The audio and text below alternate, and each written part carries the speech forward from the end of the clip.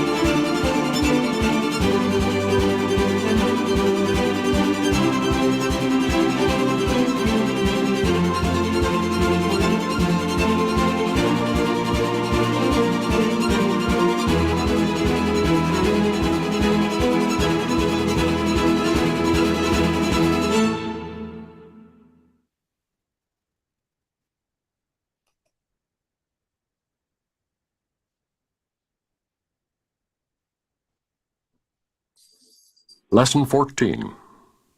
God did not create a meaningless world. The idea for today is, of course, the reason why a meaningless world is impossible. What God did not create does not exist, and everything that does exist exists as He created it. The world you see has nothing to do with reality. It is of your own making, and it does not exist. The exercises for today are to be practiced with eyes closed throughout. The mind-searching period should be short, a minute at most. Do not have more than 3 practice periods with today's idea unless you find them comfortable. If you do, it will be because you really understand what they are for. The idea for today is another step in learning to let go the thoughts that you have written on the world and see the Word of God in their place. The early steps in this exchange, which can truly be called salvation, can be quite difficult and even quite painful. Some of them will lead you directly into fear. You will not be left there. You will go far beyond it. Our direction is toward perfect safety and perfect peace. With eyes closed, think of all the horrors in the world that cross your mind.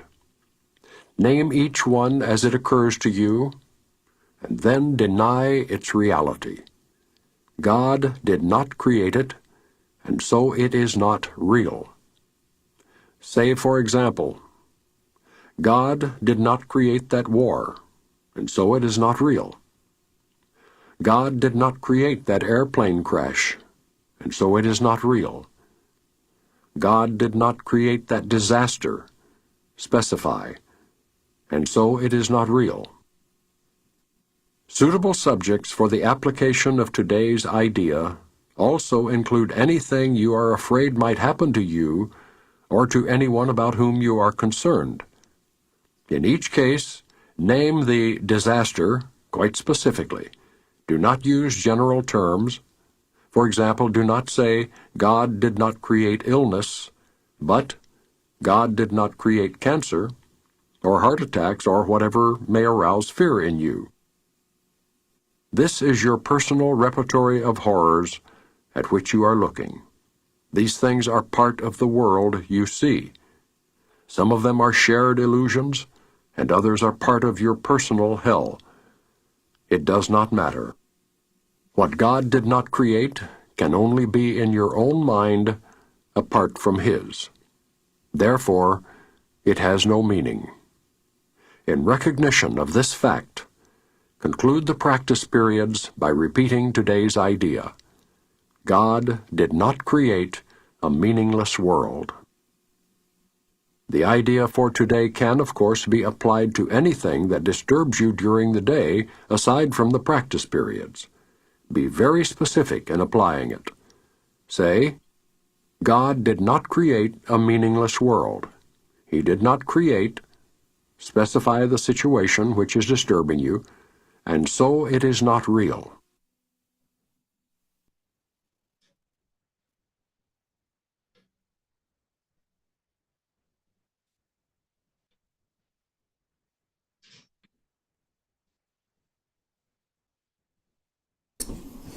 Hey, how you doing? How are you? This is Rev Wayne, and this is Rev Wayne Podcast. How you doing, everyone? Happy Turkey. This is a Resurrection Shift on ACIM Gather. ACIMgather.us. ACIMgather.us. Hey, thanks, Len. Thanks, Dove. Thanks for allowing me to teach here. And thanks, everyone in the room, for coming today. And thanks, everyone on the radio for tuning in.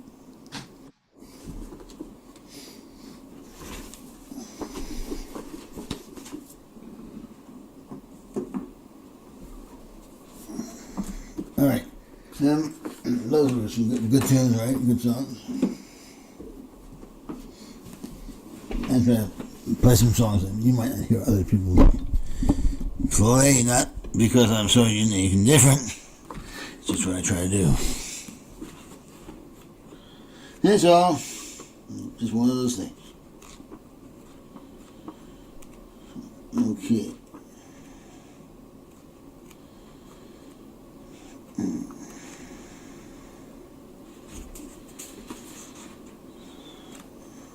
I'm going to read from lesson. This lesson actually is not necessarily. I don't know. There's nothing really directly about Thanksgiving. I mean, this lesson is one of these lessons that when you fully understand it, I think it's going to be hard to be not thankful for it, because it really is a very, very powerful lesson.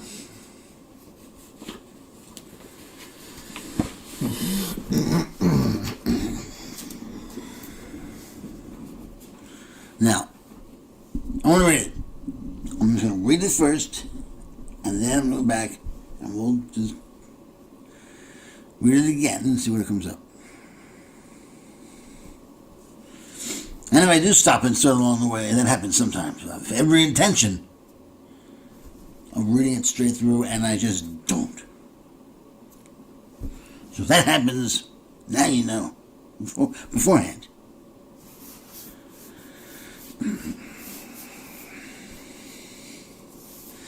Lesson 14.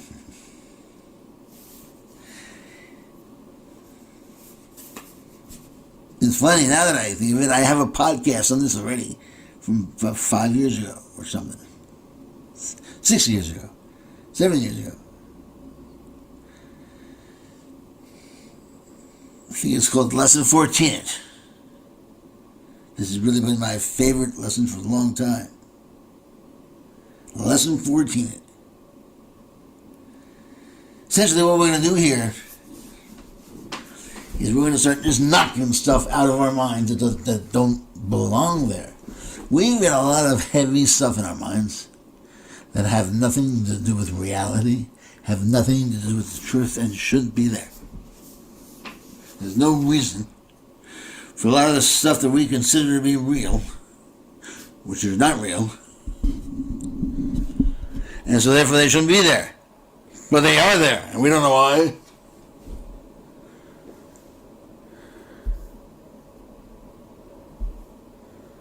Anyhow, so what this lesson does, if you do what the lesson says to do, will help you just knock him, just knock out. And by knock out, I don't mean knock out to the floor like a boxing match. I mean knock out of your mind completely. Just knock them out. Throw them. Just allow them to sort of like smoke and steam come out your ears or something and just dissipate. They're gone. Because they're not supposed to be there in the first place. Because they're not supposed to be there any more than any other illusion should be bought into as real. Otherwise, they would be real if we were supposed to think they were real. Anyhow, lesson 14. God did not create a meaningless world. What does that mean? I mean, God did not create a world that has no meaning. Right? Now, we'll read on and see exactly what Jesus means by this. Today's idea is, of course, the reason why a world without meaning is not possible. It's not possible to have a world without meaning. Now, we've already learned, however, in the first lesson that this world has no meaning. In other words, we're the only thing that gives this world meaning. But that's not really meaning, because the world still has no meaning. It doesn't say the word has no meaning until you give it meaning. It just says the word has no meaning, but you give it meaning. But the word still has no meaning. It doesn't say and therefore the word has no meaning. As a matter of fact, everything in this course seems to point to the idea that we have no ability to give anything meaning at all. And so long as we continue to try to give things meaning, to give things value, to use our value system as that which we can use as a measure to give meaning to things, we will fail. God did not create a world without meaning. He didn't create a meaningless world. He didn't create the world that we create or we make on a regular basis. No.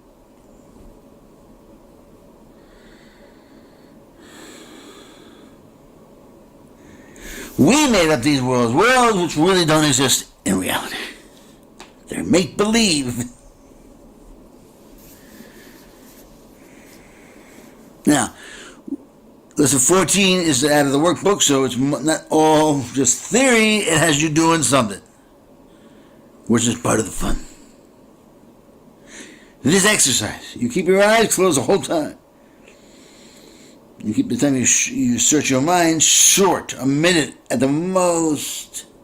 Now, it doesn't mean if you do 10 minutes, you're extra cool. Do what it says. Do what it says. For this exercise, keep your eyes closed the whole time. Now, keep the time short that you search. You keep your mind searching time short. A minute at most. 3 practice periods a day are enough, unless you feel comfortable doing more of them. If this is so, it means you really understand what's going on. You really understand what they're for. Today's idea is another step in learning to let go of what you have projected onto the world from the ego, from your ego, so that your real perception can be extended instead. So in other words, you is just another example. This is another step in learning to let go of what you have projected onto the world from your ego. Let go of all, and what have you projected? You made up the cosmos to begin with, and then you've constantly built upon the premise that you have to get the way away from God, build a world without God, so that's the only way that you can live which you independently from God, which is true, except life is kind of stink. It would be better if you had God with you and you thought with God, not without God. Because we're not really thinking without God anyway.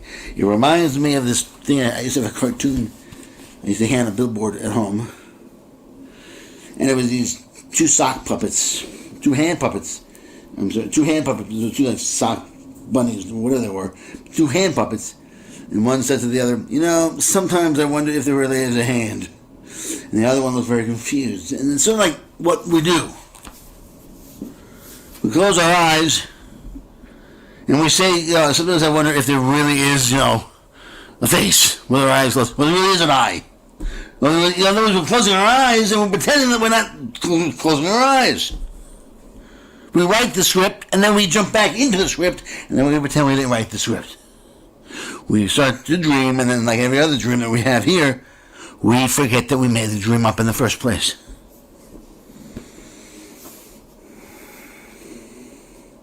So here, he's trying to get us used to the idea that everything is an image that you've made and exists in your mind and is therefore not as any less or more valuable than the dreams are at night. And it's just like you can change your nighttime dreams by just saying, all right, I am you or me and I am you, so I'm going to change you. If you go through a nighttime dream, you could say, I'm not going to, I want to change that my spouse in that dream into this or to that. I want to change my best friend into this dream into a little bit nicer or a little bit stronger or a little bit this or that. You can do any of that in a nighttime dream because you're fully aware that it's your imagination. Well, guess what? This is also a dream, and therefore it's also in your imagination, and you should be able to do just as much, have just as much power when you're lucid as you have in your nighttime dreams. And so what Jesus is trying to get you used to is to give you that kind of power by giving you exercises that you can use to loosen up this world and give you more power over it. By first here telling you now, look, the first thing you should do is get power over your mind's negative preachings, your mind's negative pictures. And you have a lot of pictures in there with a lot of beliefs that are telling you life is very dangerous, bad things have happened and bad things will happen. But that's the message of the ego. The real message is bad things have never happened because nothing is here for it to happen to. So, for example, you keep your eyes closed for the whole time. Keep the time switching very short. We already read that. 3 practice periods. Today's idea is another step towards learning to let go of what you have projected, which is to let go of the whole cosmos, which is the entire sensorial world we are projecting. You might experience the early steps in this challenge as difficult and painful. Why? Because we're dealing now with stuff that hurts us, scares us, frightens us, death and disease and tragedy. We're going to now just basically knock the idea that we have to be concerned about that out of our system. Knock the idea that there's any reality to those at all. That's why I said if you can really understand this and hook into it, you will be grateful. You will be grateful.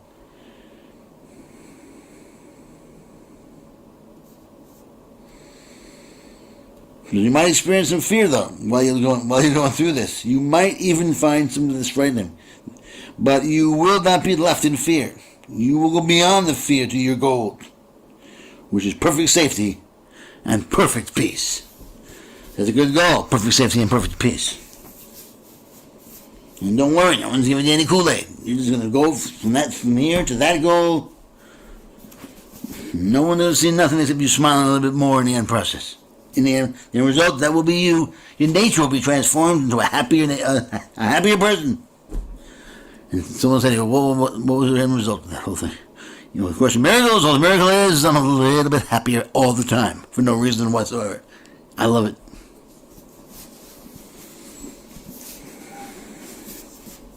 Maybe a lot happier. Bottom line is, it's permanent. And that, you know why you know it? Because it's happiness. Happiness is permanent. And once it goes away, it was never happiness at all. And that means, as great as it might have been, imagine real happiness if it doesn't go away. And you say it a little because you know how much more is coming. You can only get better, never worse if it's real.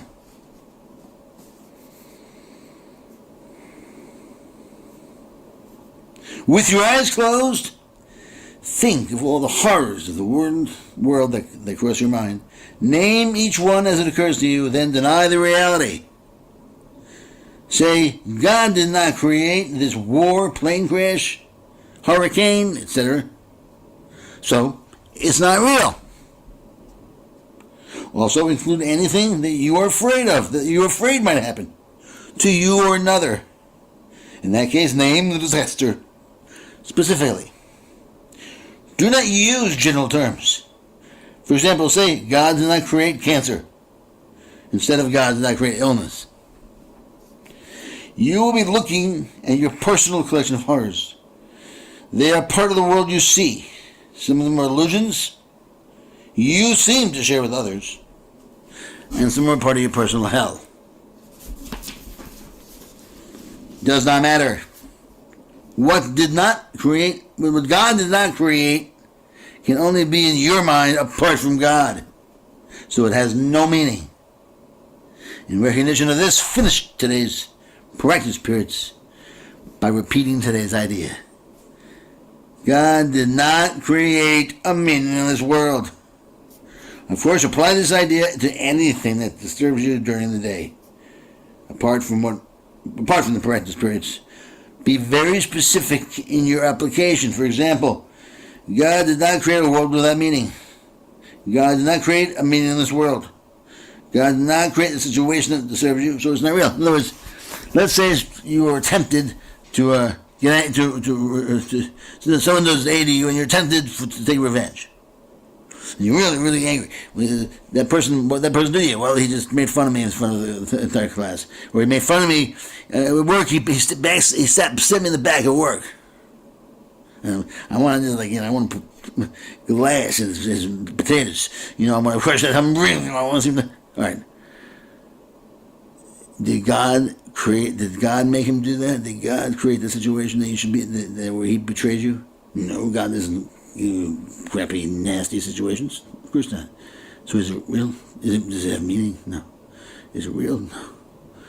Take a deep breath.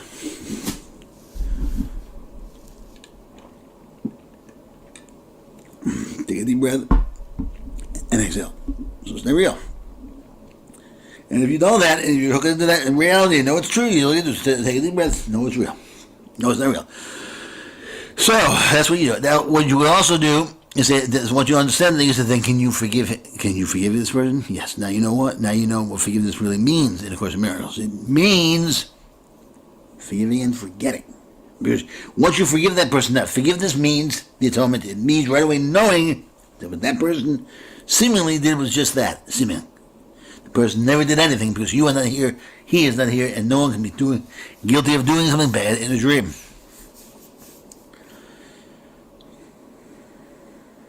You can say two things to yourself. You can either say, can I forgive despite what that person just did, or can I forgive because of what that person just did? It's up to you. You can do either one. Now you would say, why would I say because? Well, just because somebody doesn't follow your ideas of what that they should go. The person doesn't follow your script. Doesn't mean you shouldn't like the person and shouldn't feel superior to the person. Now, it's more or less the same thing if you think about it. Because if you say despite, what you're saying really is, even though that person is different than me and I'm not sure if my way is right, so despite what that person says and does, despite the fact that it bothers the hell out of me, that person does that or does this, I'm going to still love that person. I have no clue if he's right or wrong. If you say it that way, it's sort of the same thing as saying it's because. The reason why because works is a much quicker way of getting to where you want to be in the end.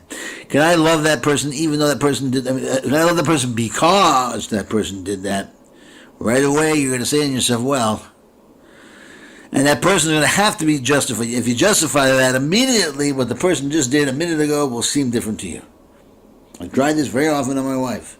When she has done something that I don't approve of or I think is nasty or no good, I immediately would say, can I approve of that person? Can I approve of her? Can I love her because of what she just did? And suddenly I'll see her how I used to see her. Immediately. She's cool. She's tough. She just takes no shit. And I love that.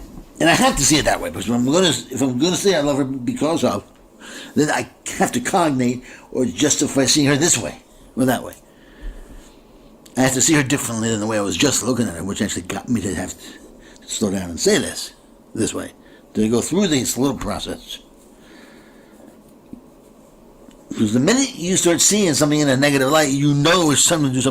You have to do a process of some sorts to get you into a positive place. It means you're choosing negativity. You're choosing fear instead of love and positivity. You're choosing ego instead of Christ, and you want to stay away from doing that because it defeats the whole purpose of doing the course. And so basically that's lesson 14. What you want to do is the minute, and I'm very grateful for lesson 14, because what you want to do is very simple. You want to, if something, first you meditate, you close your eyes, and you start thinking of all the bad stuff in the world on a very general level. Whatever you close your eyes, whatever goes, let images march before you. Whatever you are, generally, whatever generally is agreed upon negativity. That's what I do. Agreed upon war. Did God create war? No, so it has no meaning. It doesn't exist. Did God create diseases? No, so it has no meaning. It doesn't exist. Did God create, child abuse? No, so it has no meaning. It doesn't exist. Did God create starvation? No, so it has no meaning, it doesn't exist.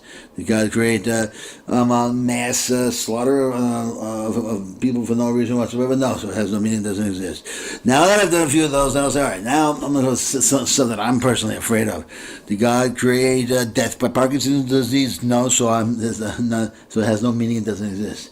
Did God create death by cancer? No, so God, so it has no meaning, it doesn't exist. Did God create any kind of debilitating negativity on the body? No, so God doesn't create it, and so it doesn't exist. And then I would go to what? Then you go to the next one, which is your personal health. Did God create? Everything I just said could be personal or collective, because a lot of people would share those problems with you, and then you could have personal health where it's like only you. And that was something you might want to even keep private, and because those are your personal and private hells. That could be something to do with certain people, and certain personal, did God, so and so said this to me and said that to me. Did God create that situation? No. Well, that has no meaning. It doesn't exist. And then certain stuff that pops up during the day, right? Now remember, if you have to know that you just keep doing this. If you don't know it's true to begin with, you just keep doing it and allow it to affect you. And by the end of the day, or at some point, each lesson drills a different way of drilling the same point home. We are eternal, and we don't really come from here because we're not here in the first place. So you keep doing it. And at the end, during the day, if somebody just pisses you off and you want to return the favor, or you're being taken advantage of, or someone's betrayed you, and you want to just really act out, you can always just use this. Wait, did God just create that betrayal? No. So it has no meaning. It doesn't exist. And you can always just use this to actually guide you through the day. And then therefore that particular thought now becomes ingrained in your mind and becomes a new thought for you to use as you navigate your way out of this world into a new one. It's filled with absolute divine pleasure and peace and never, ever, ever goes away.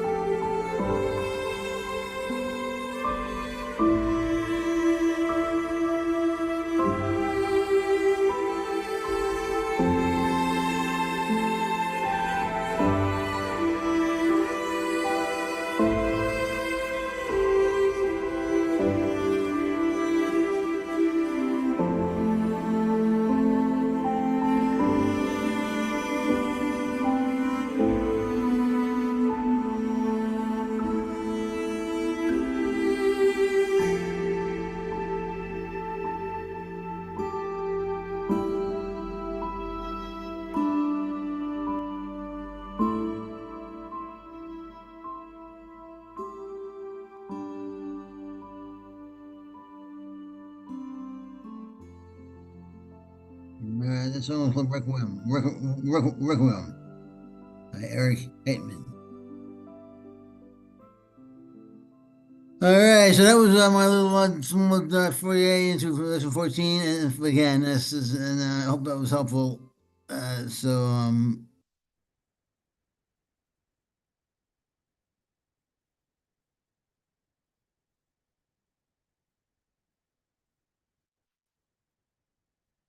How you doing?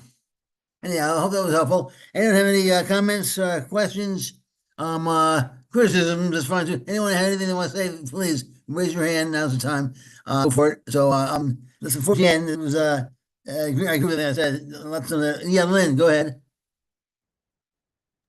Yeah, I really appreciate you playing that and going through that lesson because this is exactly the practice that would get us out of hell right now, is if we did these things that he's telling us to do in that lesson, and I notice, a lot of times people will say, well, just say they're not feeling well. Don't say they have terminal cancer.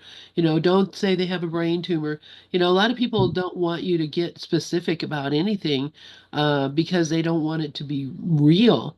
But Jesus is saying, look at everything specifically that you're worried about or afraid of, and, bring it to me to examine it, let go of it, because you're going to be until we actually do that.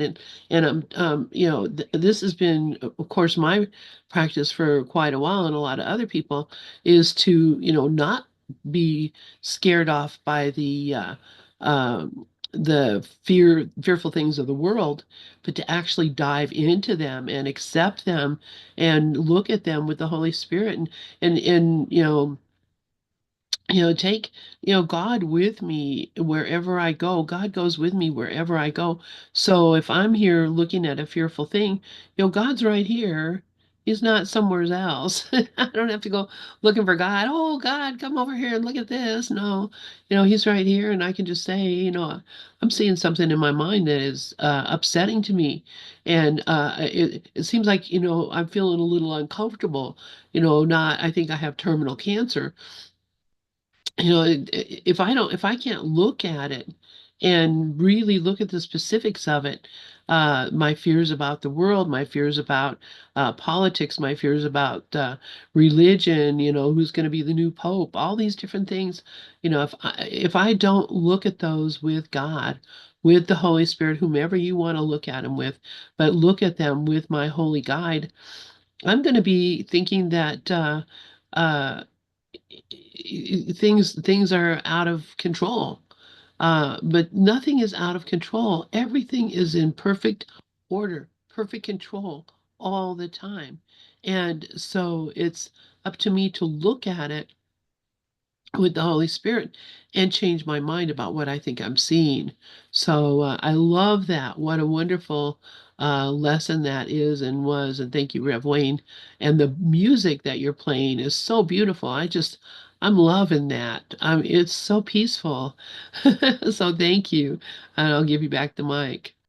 Absolutely. Well, yeah, thank you, and thanks very much. Yeah, and one of the things that I've learned as you do this lesson, or any lesson from this lesson, you get better and better and better and better and better at seeing the negativity. And as you do it, you realize that it's all not real. Obviously, everything is not real. And as you get better and better and better at noticing, as you look at things, you can notice better and better and better and better and better how to squeeze out the negativity out of all the goodness, out of all the love, squeeze out the illusion out of what's real. But you can't do that if you don't if you're not looking at anything.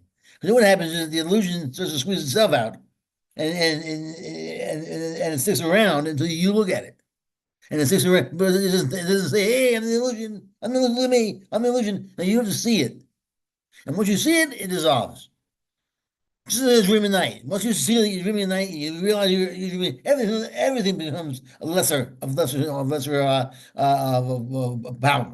All the power zooms over to you. Zooms over to your focal point. That's where it was the whole time anyway. People say to me, "I want to learn how to control my dreams. What should I do?"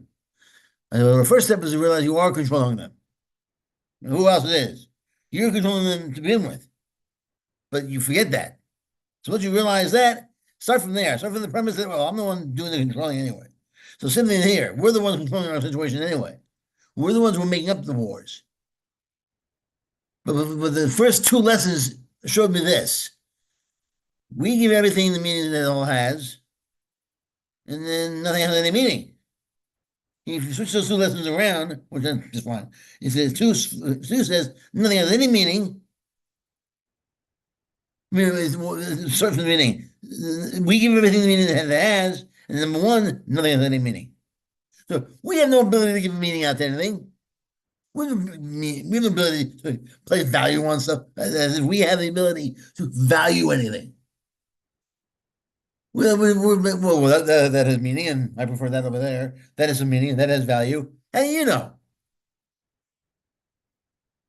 true value comes from God.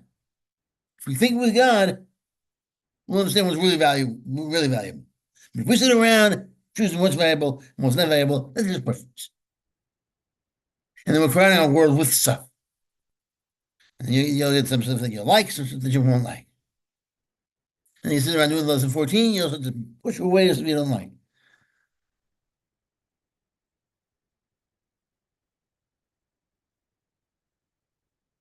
I don't know if did you notice how easy lesson 14 makes it to clean to clean your mind out? You just look at very things very specifically, and that made it even easier than I would made it then. Just look at the things that are bothering you. Obviously, war, disease, all that bothers you, but start from yourself. See, the very thing I see when I close my eyes is is obviously about Parkinson's. I think of that. All right, God did not make Parkinson's, so it's not real. Simple as that. God, my father, my father died of what do you call it? What do you put it in for? I just my father died of a heart attack. My father died of a heart attack. They're not real, so that doesn't scare me. I mean, so they're not real. They don't exist. That's it. Heart attacks don't exist. Doesn't mean I'm not going to see it. I'm still going to see heart attacks. I'm still going to see them happen. It's not as if a heart attack's going to happen. And someone says, "Did you see that? The guy fell down over there, a heart attack." No, I saw nothing. No, it's not like that. You'll see it, but you'll know more than the guy next to you what really happened. That behind that apparent heart attack was a soul that walked away peacefully. And not a belief anymore. You know it. Same way you know anything is happening, you know, and the same way you know really what's happening behind any apparent sensorial response to the world. The same way you know that the earth is round. It's what it may look like when you look around. Senses don't fool you anymore. You don't accidentally say, "Oh man, I thought there's someone around the earth." No, you know exactly, you know it immediately. When you look at the sky, you know immediately the night the sky is in a dome. It's actually a dome. It's not like a planetarium out there.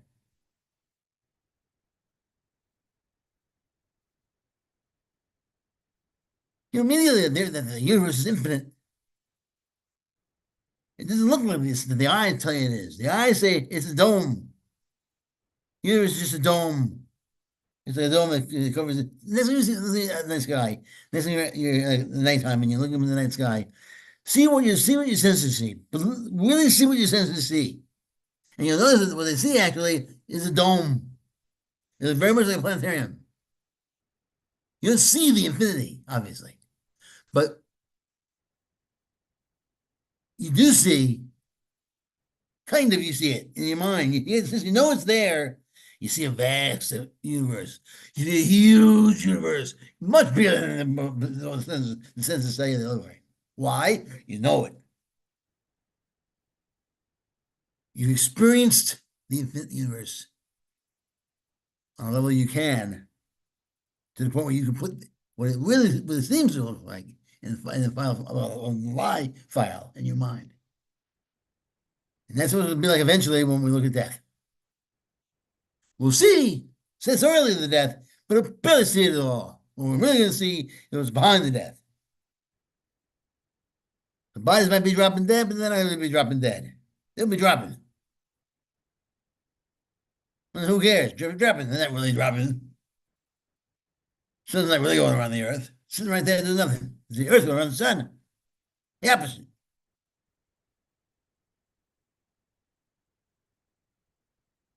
We're not really dying. We want to do a greater life. The opposite.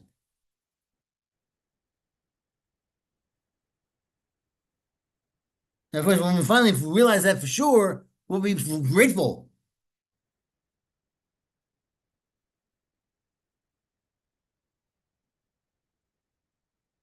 We'll be grateful when that person has had a good life. Now it's time for that person to go on to bigger and better things. We'll know that. We'll know that. Won't be fooled by what appears to happen to us. We won't see it anymore eventually. We'll only see what's really there.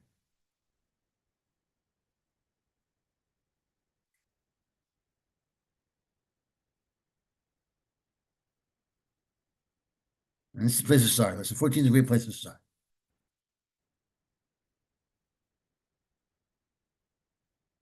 Lesson 14 carries inside of so many of the spiritualities out there in its totality.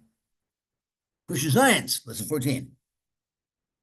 If you look think about it, I know Christian Science, so I was in Christian Science for many years, and I tell you, lesson 14 is Christian Science. God didn't create it. God didn't create it, so it's not real. If it's not from God, it's from nowhere.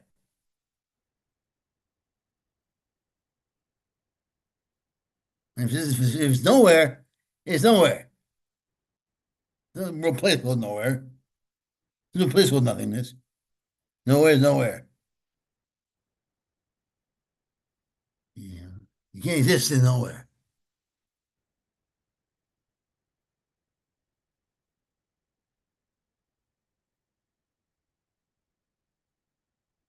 Nowhere is not a problem.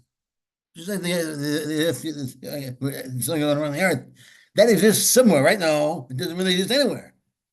It's in the mind of delusional men and women, is all. It doesn't really exist in it. The earth being flat exists anywhere. No. In the minds of people who thought it was flat. It's a belief bubble, a delusional belief bubble. It was flat. It really affected people, though, right? People actually chose not to go on the boats. People want to fly off the earth, fall off the earth. It really affected people, but it wasn't really even there. It was a creation. Earth is flat. It was never flat.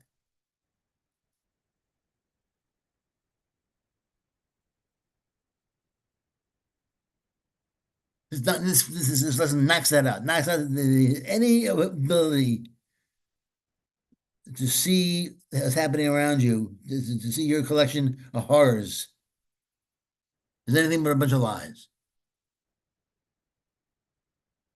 So you don't walk around terrified of any situation. Any so-called killer, disease, or just a fight with your friend. Some friend of yours is a pain in the butt. Did God create pain in the butts? No.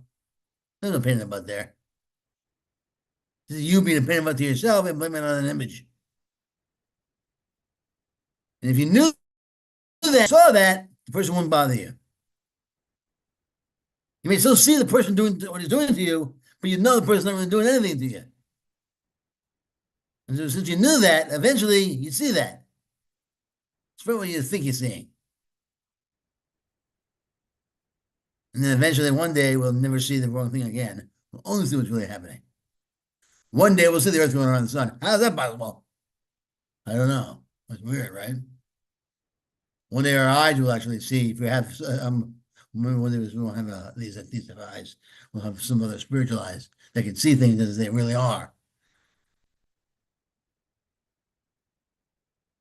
One day we'll be able to see through in our actual eyes the infinite universe.